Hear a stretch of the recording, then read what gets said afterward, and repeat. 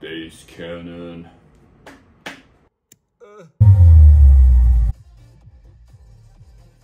Hey guys, welcome back to the channel. I don't know about you, but I'm pretty excited today. I've always wanted to do this. I'm trying to make the most efficient use of space with the most punch in a nice tight stereo in my wife's new car.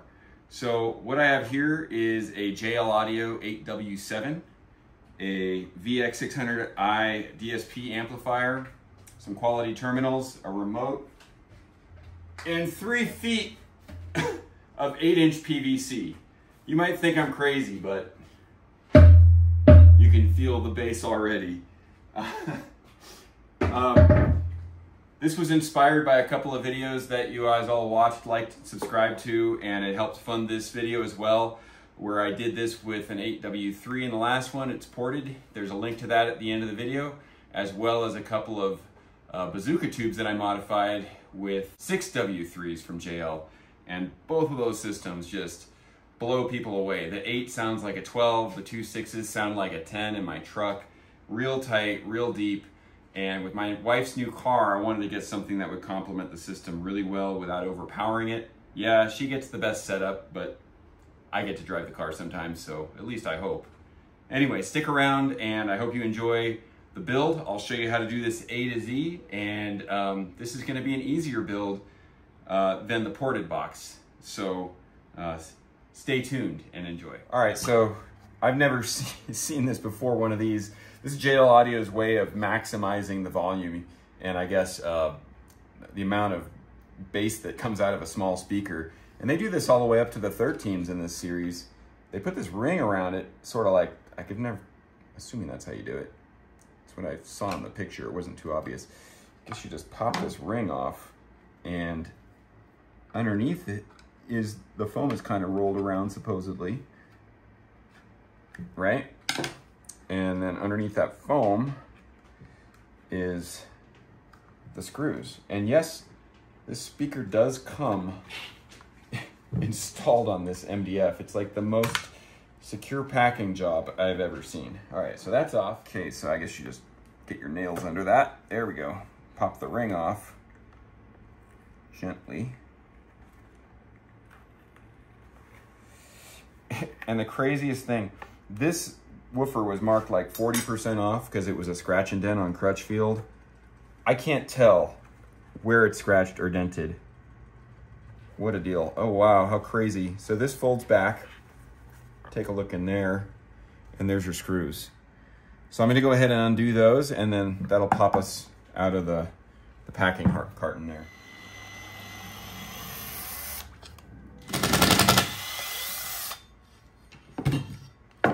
There we go. Boy, that thing is a beast. All right, this is the end cap we're gonna screw into because it's really hard to cut PVC perfectly flush. You're just not gonna get a smooth seal, but this makes a perfect seal. Plus it gives you a little bit more mounting diameter to work with. And to be honest, I didn't even know if this is gonna fit. I still don't, but I'm just gonna check because you never know if they made it oversized, and it's perfect. So that tells me it works. These come, there's a link to these in the description along with some PVC tubing. There's a little dimple in the middle of this cap where the molding was, and that's gonna be our center. I'll mark with a compass our shape, and then I'm gonna trace it with an outline with a Sharpie, just so that it's really thick and my old eyes can see with the jigsaw. So that measures 6 7/8. So I'm gonna set my compass, to 3 7/16, and that should be half. And pivot off the center of this and make our radius and outline. Then I'm gonna pilot that hole. Then I'm gonna drill a 1/2 inch hole to get my jigsaw blade in there, and we'll cut it out. All right, I can actually eyeball the difference. Hold it down. I'll just trace that around.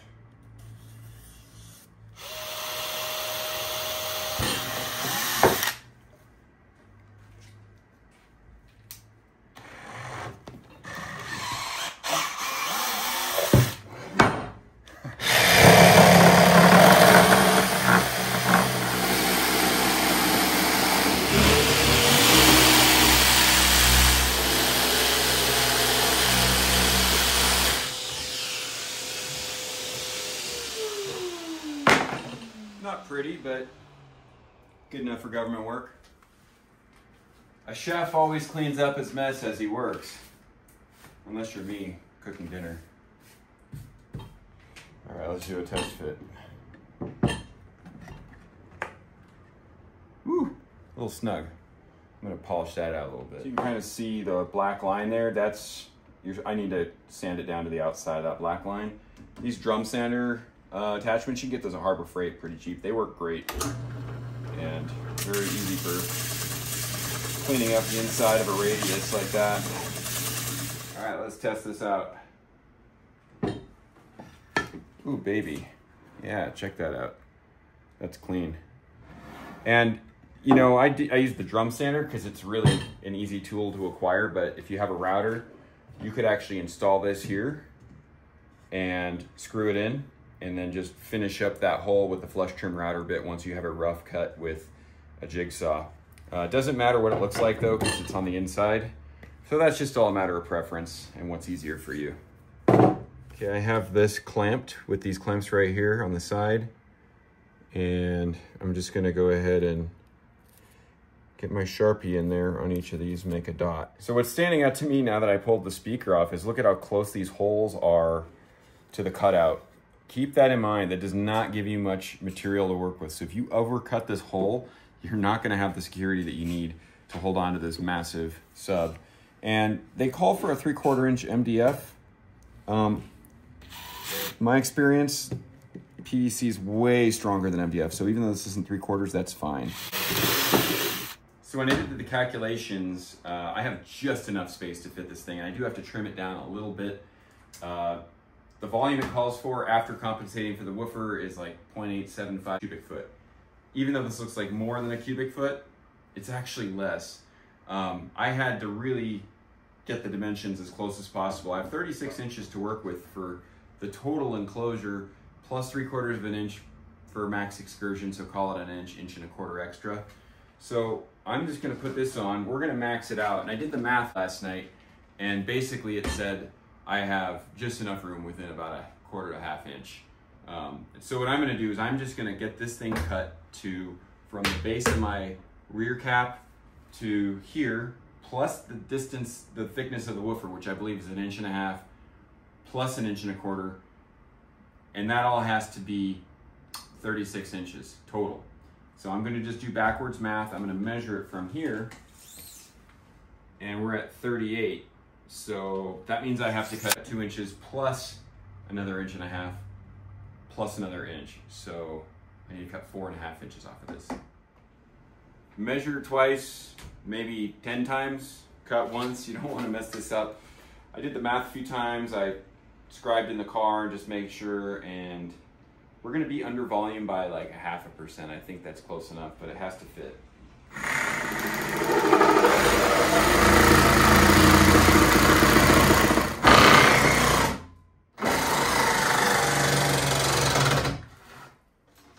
I'm just gonna sand off this rough stuff so that it doesn't interfere with the glue setting, and easy way to get that gunk out so it doesn't rattle around inside after we seal it up. Okay, that's where it's gonna go. This is just the easy way. Sometimes it's just better to scribe, guys. Speaking of scribing, a subscribe and a thumbs up on the video would really help me out. I spend more than every penny I make on these to make more videos that are better quality for your entertainment. And a hype point, a subscriber, a share would really do me some good so I can keep bringing you cool content. Back to the video. So we have 2.5 inches, it's perfect. That's perfect. That'll work. I'm gonna clean all this up with acetone. Get all the dirt off of there, any oils, etc. It'll just help the adhesion of the cap. All right, so here's our heavy duty Sound Mechanics screw down terminals. Check out how chunky that is. Super thick. That's what you want for something this beefy. This is domed, so it's a little weird. It's gonna have a little bit of overlap, but I think what I'm gonna do is sand it down to compensate and sink this in a little further. I only have Forstner bits up to 2 inch. If I had a 3 inch, I would just use that because it'll level it for you too, and that's what this is a 3 inch. But I'm gonna go ahead and cut this internal diameter with a hole saw, and then I'm just gonna use one of my sanders to flush it out. You could, alternatively use one of these flat caps for back here, which I was gonna do, but this was already on there. And I also think that it's gonna give it more of a solid bass response versus you have another flat surface here. The real advantage, or I guess one of the real advantages to doing a tube, is these round surfaces on the whole thing are just really rigid, so you're gonna get a much more accurate bass. So I'm not gonna show you the whole drilling of this because I need the cameraman to hold this thing for me. Otherwise, it's gonna rotate like that. Let's test fit this bad boy. Nice. So you can fill that with JB Weld if you want. I think I'm gonna sand it down just a little bit. We have a lot of thickness to work with here, and I'm gonna seal it with JB Weld anyway, so that'll reinforce it a little bit.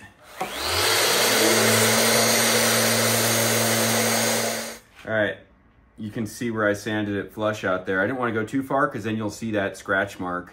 So I have probably a 1/16 of an inch, maybe a 32nd. Looks good to me. We're gonna go ahead and get that epoxied and sunk in there with screws.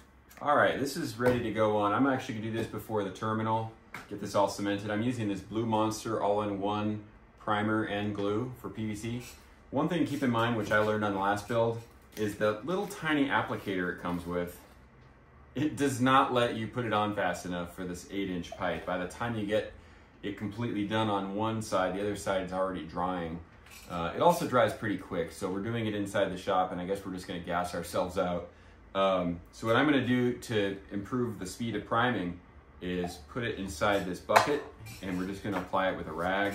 Then I can wrap it around, bunk. If it ends up too big, we're in trouble. I have to do it all over again. All right, let's go. Let's pour some in here.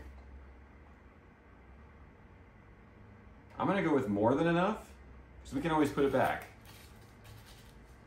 I'm assuming that's more than enough. All right.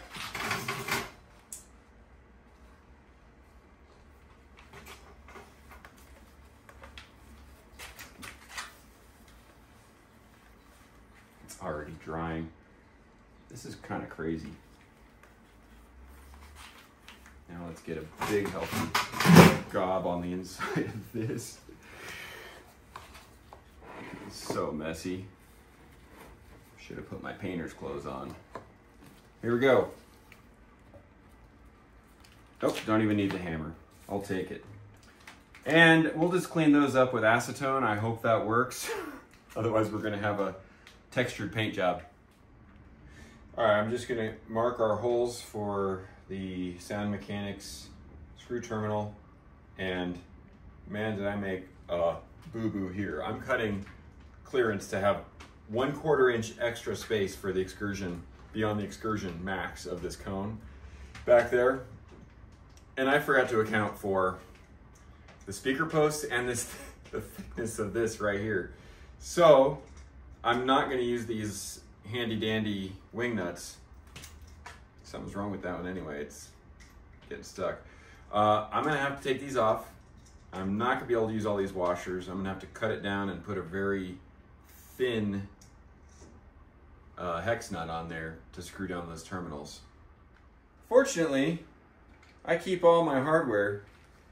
In case your wife ever asks, why do you have so much crap? This is why. Remember that. I got a little mini Ace hardware right here. I'm pretty sure those are 1/4-20s. So I'm just gonna sift through and find, there's a nice thin one right there. Look at that cute little thing. No nuts left behind. All right, so I pre-fit with the ring terminals there. I'm gonna take my Dremel and just cut those off. And that's only taken up probably 1/8 of an inch. And then to make up for the washers, I'm gonna use some thread locker, blue Loctite on there. Hold it tight.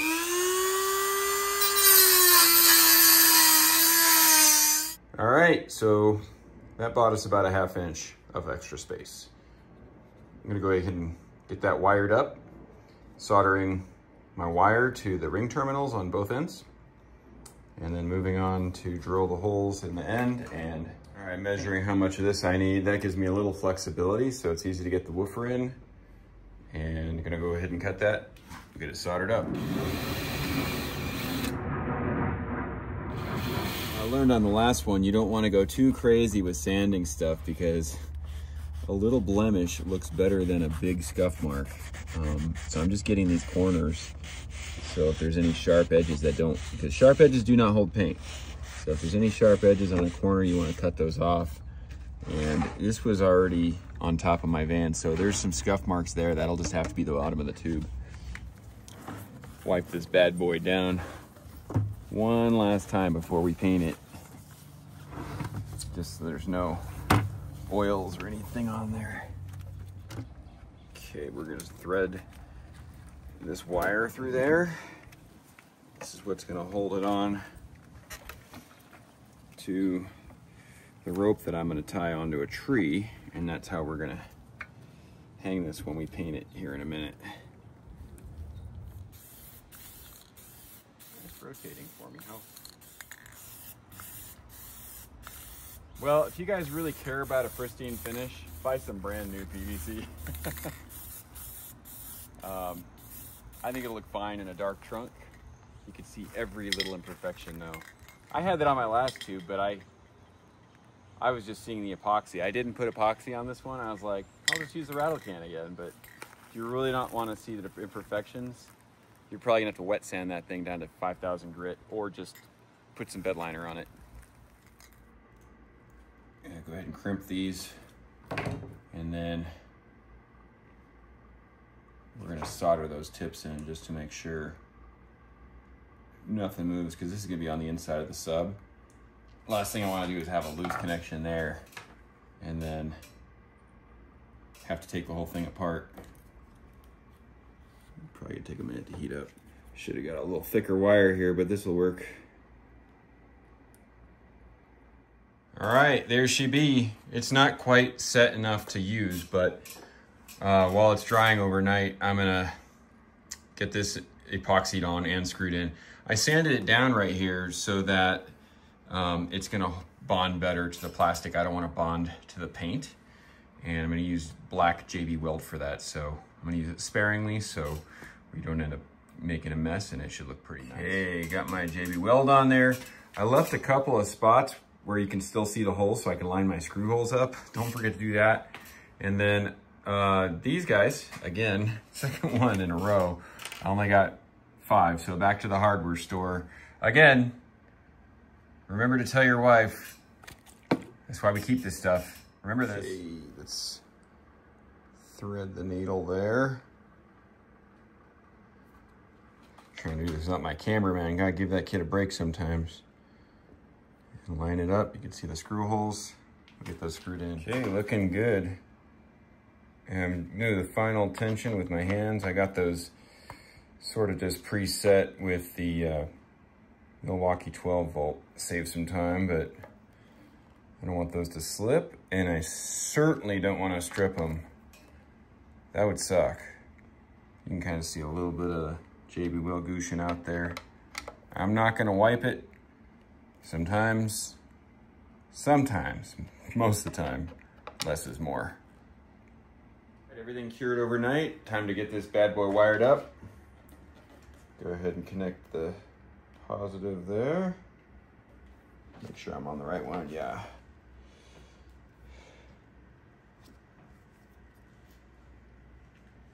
There we go. And then, this is gonna be interesting. I have to just lift it up. Cut. So I had to pull this out and get the gasket in there to create a seal. And then I just put those in by hand screwdriver. Gonna get them most of the rest of the way with this. And I'm gonna do it like a wheel on a car. I'm gonna go opposing sides to distribute the force evenly.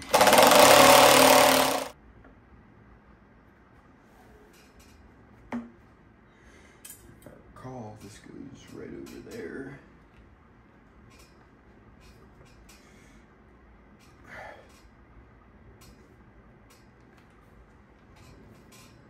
Pretty slick design, if I might say so myself. And then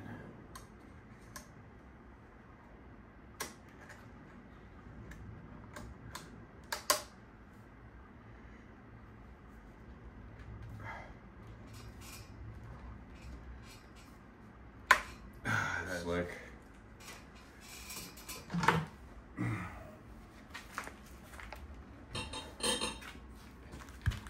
Oh, baby. Tight, nice and airtight. That's gonna sound so good. Bass cannon. There's my wife's new used car. Got this Panamera with like 52,000 on it for 55. Like almost 3 times less than what they cost new, and that's where it's going, right there. All right, drum roll please, this is gonna be tight.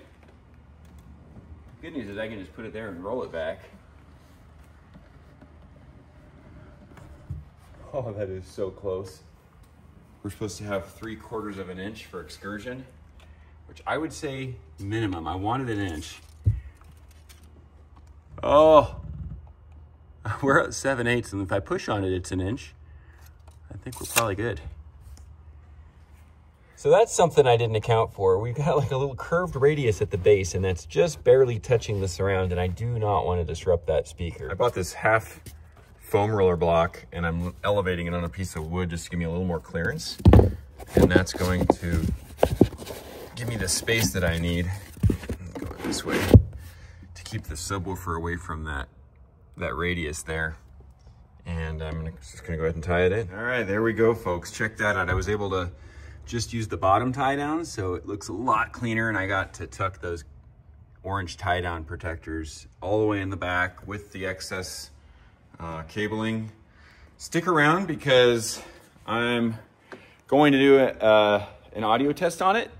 And sometimes, even if I choose non-copywritten music, YouTube decides that it's copywritten. So if you don't see it here, stick around for the end screen.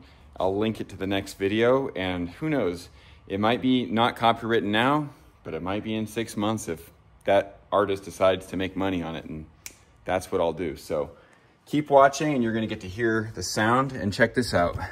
Bonus, I pulled the Bose sub, which was just a piece of garbage. Now we have a place to put our groceries that won't fly around everywhere. And I've already tried it. It is brilliant. Check this out. Here's the Bose sub. I thought it was gonna be reducing weight. Turns out it weighs about as much as that plastic box. And let me just tell you, I should have just done a sampling of this. It is so horrible. It's like constant droning. There's no kick drum. There's no definition of any of the bass. It just drones. Just when I thought we were done, guys, I mean, look at that, how beautiful it is. I plugged it in, and to be honest with you, it sounds like crap. And hold on, don't leave. We're gonna make this sound good. It doesn't sound like crap because of the JL. It doesn't sound like crap because of you know, the amp or the sub I put in there is low quality. It sounds like crap because the signal it's getting is from the factory Bose amp. And that factory Bose amp runs a huge delay on the subwoofer frequency. Not only that, but it's crossed over what sounds like around 40 Hertz. And so you're getting only low lows from the sub, which, you know, it's because the door speakers are supposed to handle the rest of that. I've got 8-inch front door speakers in the bottom. But I like to get a good punch out of my sub. I don't want it just to rumble. Not only that, but they delayed it, I'm not kidding, like anywhere from like a 1/4 second to probably over a 1/2 second delay. So you have like this weak bass hit in the front because they're just not very punchy speakers. And then you have this rumble come like a 1/2 second later. And they push it louder the lower it goes. And so it just sounds like this muddy stereo. And that's how it was with the original Bose subwoofer that I pulled.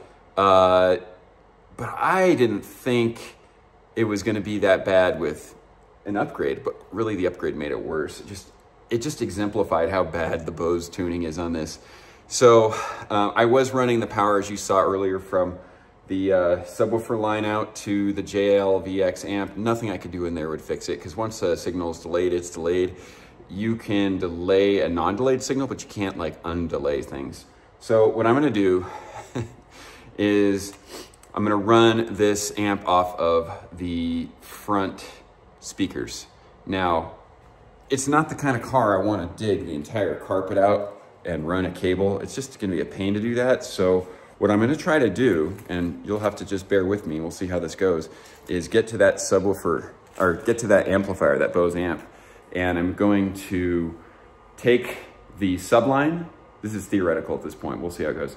I'm gonna take the subwoofer line, I'm going to clip it, I'm going to adapt an RCA to it with some solder, and then I'm going to tap into those front line outs coming out of the amplifier. I did test those. They run down to about 35 Hertz with a slope that still has some sound coming out below that, which is, I can correct in the VX, hopefully. And then I won't have any delay.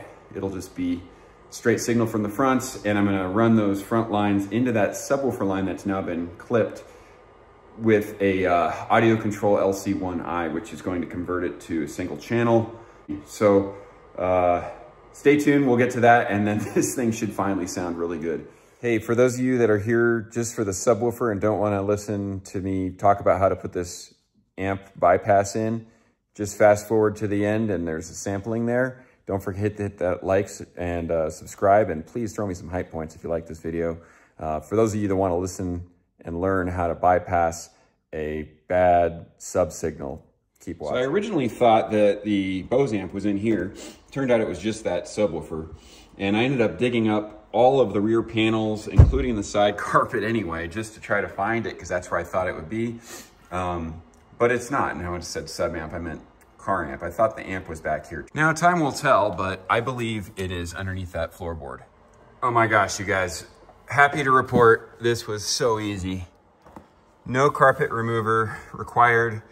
The carpet is glued to foam, but the foam peels back like no problem.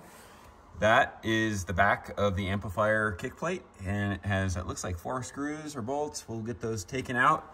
All I had to do was pull this kick plate here. You can see it there. I just used my pry tool to pop out the clips and fold it back, and I'm holding it with a 20-pound weight piece of cake. Holy cow, guys, not gonna lie, it was actually, the hardest part was getting this dang amplifier out with this thick floor with the foam on it. You just gotta get creative and twist and pull and try not to break anything. And then it looks like that probably unhooks it right there. Yeah, that's gonna do the harness. And this comes out.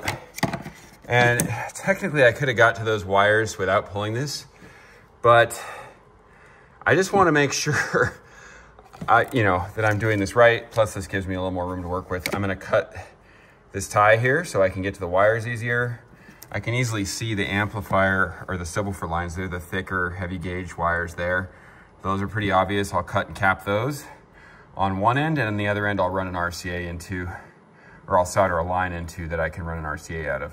All right, well, thanks again to Renspec. Here's our wiring diagram for the 971, and I'm just gonna zoom in. You guys can pause this and take a picture if that helps. That's about as close as I go without it blurring, but there's our line colors for our speakers. And I believe terminal 30 and 31 are the power. We're gonna go over here and take a look. Very easy to find. Their correlated speakers are twisted together. There's our front woofers. And look at this. That's gotta be the ground. And we've got positive right here. That's our power. We're not gonna power anything more than just a low wattage line converter, the Audio Control LC1. So I'll tap into those for that. And I verified that the colors for the subwoofer are also the same. I'm trying to find them now. There they are. There's the sub channel right there. Same color as they are in the back, and so those get clipped. All right, I got these all tapped with Posi taps. These are the best T-taps, by the way. I'll link those in the description. Made in the US, super secure connection. I went and ran a continuity test back to the battery with both the positive and the negative lines, and these are our speakers. Next step is to cut off that subwoofer and then wire an RCA from the LC2 into the line that goes to the back. All right, so I'm gonna get these soldered in there like so.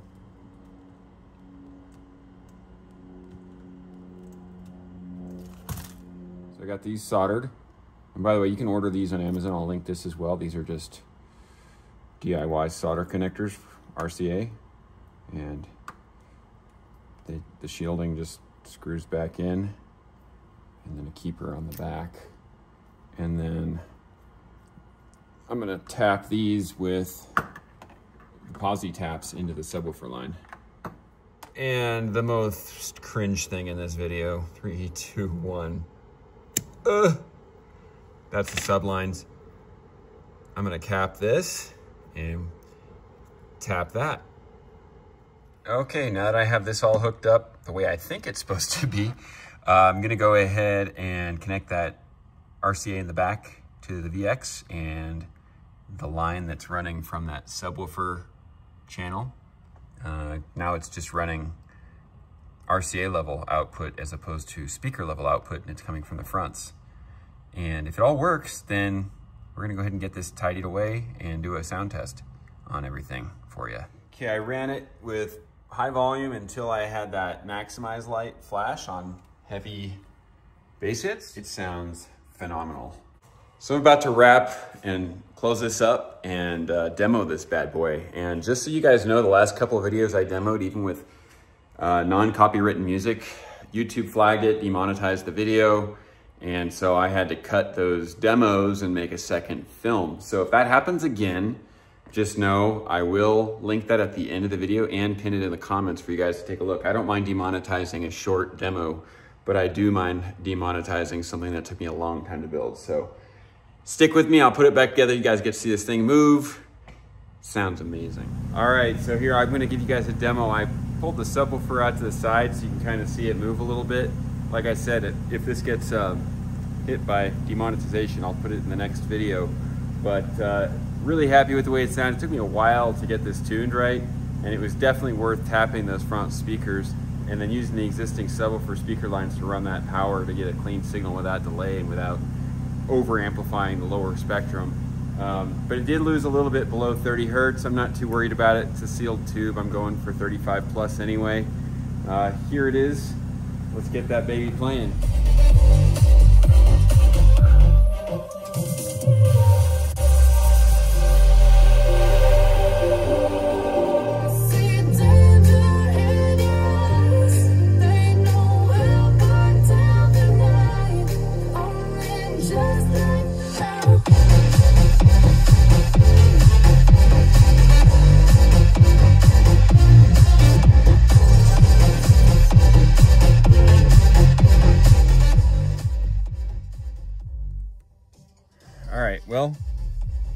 I'm gonna go back there and show you guys what it looks like.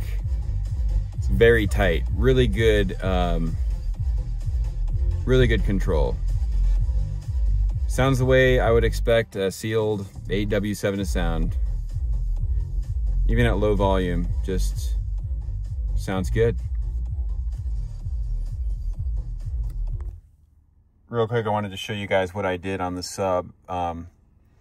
The fronts don't have a lot going on, so I gave a little bump towards the top end of the crossover. You can see where my crossover points are. 12 decibel slope on the top end sounded more natural to my ears, so that sounded good to me. And we ended up boosting that sub 8, even though our trim is at 5 on the gain, which is lower than half. I had to set it there just because we have a pretty strong preamp sign coming to it. I think we got 10 volts from that LC2i I put in. But yeah, 8 decibels, probably because it's a sealed tube. Even though it's 600 watts, just the sealed tube has better transient response. It can take more. And this sounds really nice and tight. Lows are controlled, everything's controlled. And it doesn't seem to overwhelm what's coming out of the front at all. Hey, this next clip, the audio doesn't sound great because the mic on my phone just couldn't handle the SPL the sub was putting out. But I want to show it anyway because it looks cool, so enjoy.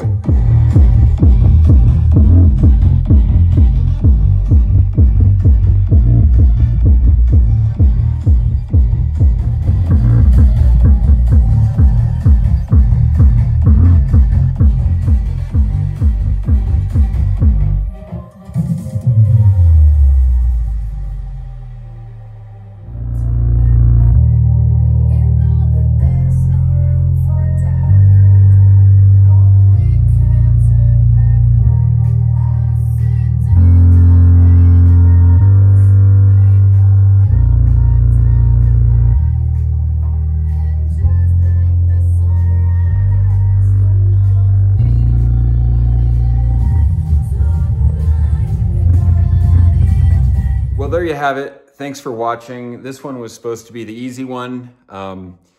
Technically, a sealed enclosure is easy. Working with a JL's top-end audio amplifier is supposed to make it easy to tune. Using a top-end subwoofer, easy. It all would have been easy except the Bose stuff, which really got in the way. So if you do have a Bose system, you should definitely watch my next video. In fact, if you have any system you're about to do, you might want to watch one of these videos that I link at the end, because I ended up doing a lot of extra work beyond what you see in this one with bypassing the sub out. I ended up replacing the front speakers.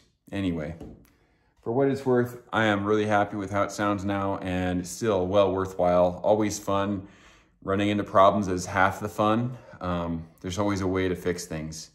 And sometimes that solution leads you to new learning, new education, new discoveries that you didn't understand before. So that's the process. Enjoy the process, make mistakes, everything can be fixed. And by the way, guys, thank you so much for watching all this. It's helped pay for these projects, and the more views, subscriptions, likes, shares, and hype points you guys give me, the more I can spend on doing more of this and showing you how I do it, and hopefully it helps you guys in your garage and your audio projects and anything else that you like to DIY. So once again, thank you. Make sure you hit that hype, like, share, and subscribe, and I'll see you guys on the next one.